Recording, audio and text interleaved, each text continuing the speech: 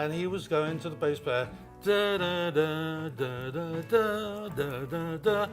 And of course, you guess who it was. So Noel Redding was da da da da da da, and it was like I wanted to go and take the bass from him and say, no, it's these 5 notes. Are there any warm-up exercises you like to do before a recording session or a live performance?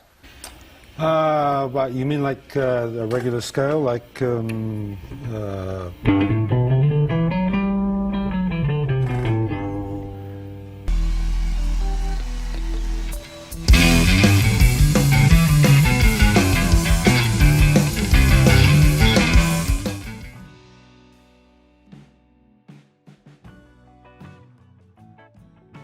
For Chris Squire, John Entwistle was the starting point, the seismic shock that made him rethink what bass playing could be.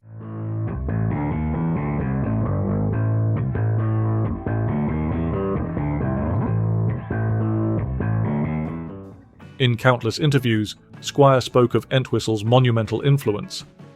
"The first time I heard My Generation and that bass solo, it just blew me away," he said.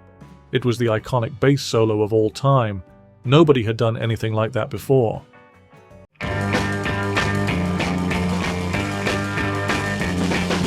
Entwistle's technical prowess and willingness to push the bass guitar to the front of the band's sound deeply impressed Squire. Rather than merely holding down the rhythm, Entwistle played lead lines that intertwined with the melody and the guitar. His thunderous tone, driven by aggressive picking and trebly amplification, became a model for Squire's own experiments in tone and technique. Beyond tone and speed, Squire admired Entwistle's approach to songwriting. Tracks like Boris the Spider showed that a bass player could contribute quirky, character-driven material without simply following the guitarist's lead.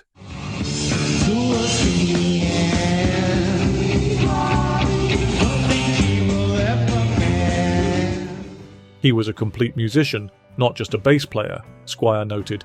He had this dry humour and wit, and it came through in his playing. However, despite his admiration, Squire openly admitted that he could never fully replicate Entwistle's sound.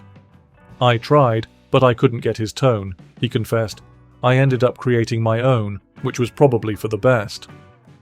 This pursuit of originality laid the foundation for Squire's later success with Yes. But while Entwistle had shown him the possibilities of aggression and melody on the bass, Squire still felt there was a more lyrical and intricate style to explore.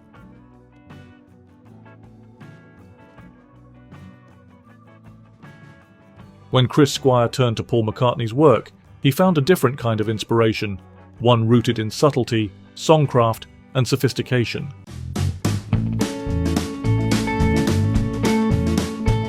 Well, that's all right, Mama. That's all right with you. In particular, McCartney's evolution during the Beatles' later years caught Squire's attention. Paul's playing became very English, very Baroque, Squire said. He brought melody to the bass in a way that was totally new. It was albums like Sgt. Pepper's Lonely Hearts Club Band that really showcased McCartney's blossoming bass style.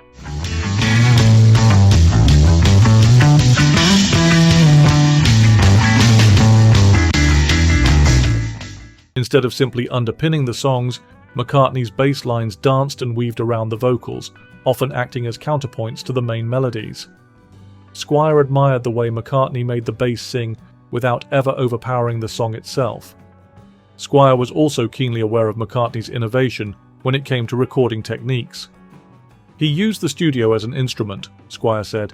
He'd double-track bass lines, play them backwards, try anything to get the sound he heard in his head.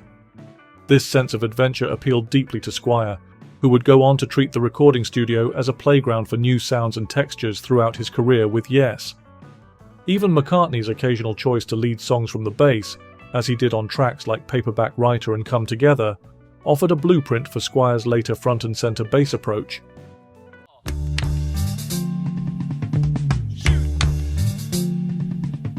It showed that you could drive a song from the bottom up, Squire recalled.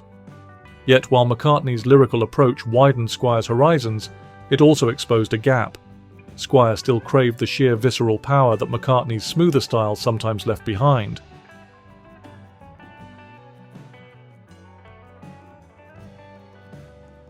To fill that void, Chris Chris Squire turned his attention to Jack Bruce, whose work with Cream redefined what a bass player could do in a hard rock context.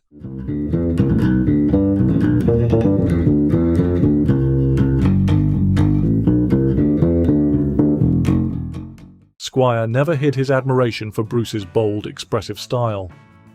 "When I first heard Sunshine of Your Love, it was like being punched in the gut," Squire said. Jack's bass wasn't just holding things down, it was fighting for space with Clapton's guitar and Baker's drums.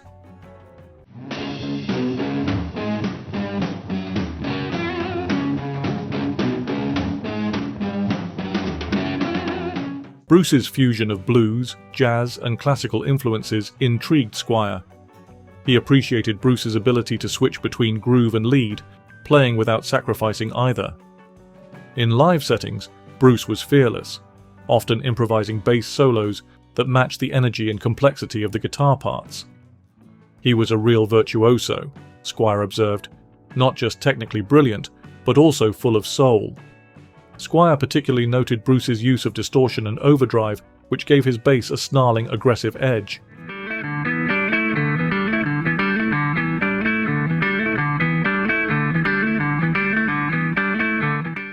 "Jack made the bass nasty," Squire said with a laugh. "It wasn't clean and polite anymore, it was dirty, it was dangerous." That edginess found its way into Squire's own tone. By cranking his Rickenbacker bass through a combination of amps and effects, Squire developed a biting, almost guitar-like presence that became a signature part of Yes's sound. Nevertheless, while Bruce provided Squire with a template for power and aggression, there remained one aspect of bass playing that still fascinated him: how to lock into a groove without losing musicality.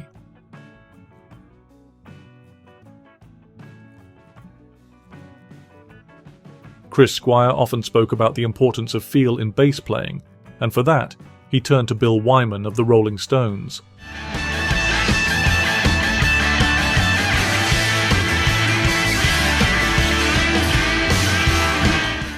Wyman's playing, while understated, was essential to the Stones' unmistakable swing. "Bill knew exactly when to play and when not to play," Squire said. "That's a real skill, to leave the right spaces." Squire admired the way Wyman's bass lines subtly propelled the songs forward without ever drawing undue attention. Tracks like Jumpin' Jack Flash and Sympathy for the Devil revealed a deep rhythmic understanding, where every note served the song's groove rather than personal glory. "It's the art of economy," Squire explained, "knowing that less is often more." Wyman's relaxed timing and pocket playing were especially influential.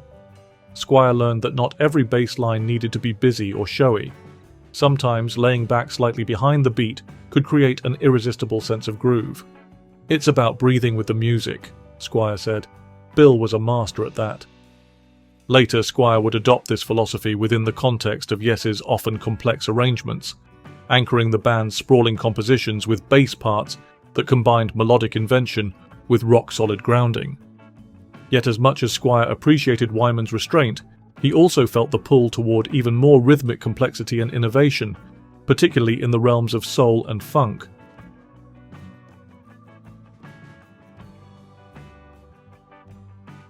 Chris Squire's love of Motown ran deep, and at the heart of that admiration was James Jameson, the legendary session bassist for the Funk Brothers.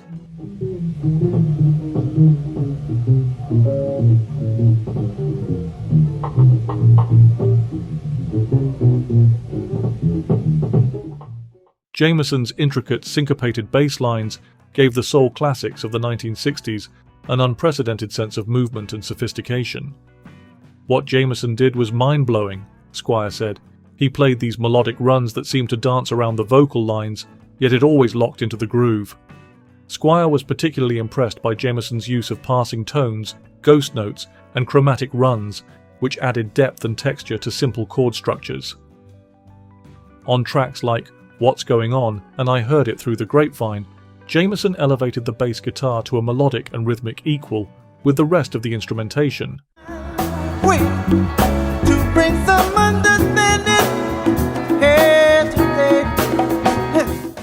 He had this feel, this swing that you couldn't teach, Squire said. It was natural, it just flowed out of him. Inspired by Jameson, Squire began incorporating more rhythmic complexity into his own playing, often using walking bass lines or counter melodies to enrich Yes's arrangements. He also adopted the practice of crafting bass parts that could stand alone as musical statements, independent of the guitars or keyboards. However, even with James Jameson's rhythmic lessons absorbed, Squire still felt there was another frontier to conquer, taking the bass beyond even groove and melody into a completely new form of expression.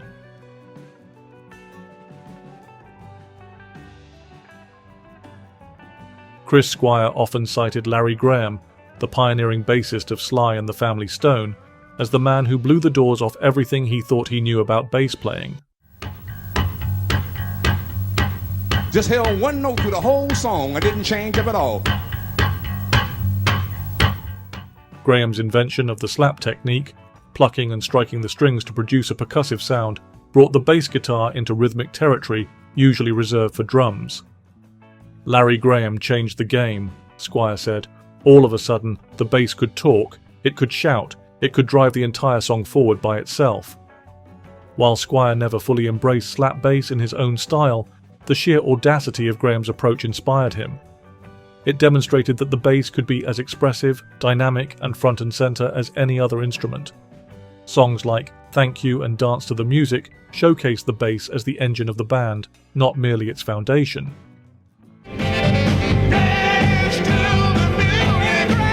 Squire was particularly impressed by Graham's sense of timing and groove. He wasn't just showing off, Squire said. He was making people move. He had that deep pocket, but he was also flying all over the place. Incredible. The idea that the bass could be both percussive and melodic stuck with Squire, encouraging him to treat the bass as a multidimensional instrument in his work with Yes. Still, Squire recognized that no single influence could capture everything he aimed to achieve on the bass.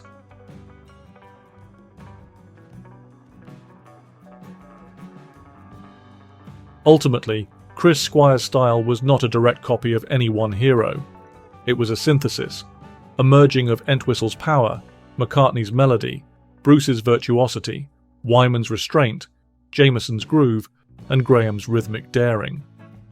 You take a little from everyone you admire, Squire said, and if you're lucky, you end up with something that's your own. In Yes, Squire created bass lines that were simultaneously muscular and intricate, anchoring complex compositions while providing melodic counterpoints that elevated the entire sound.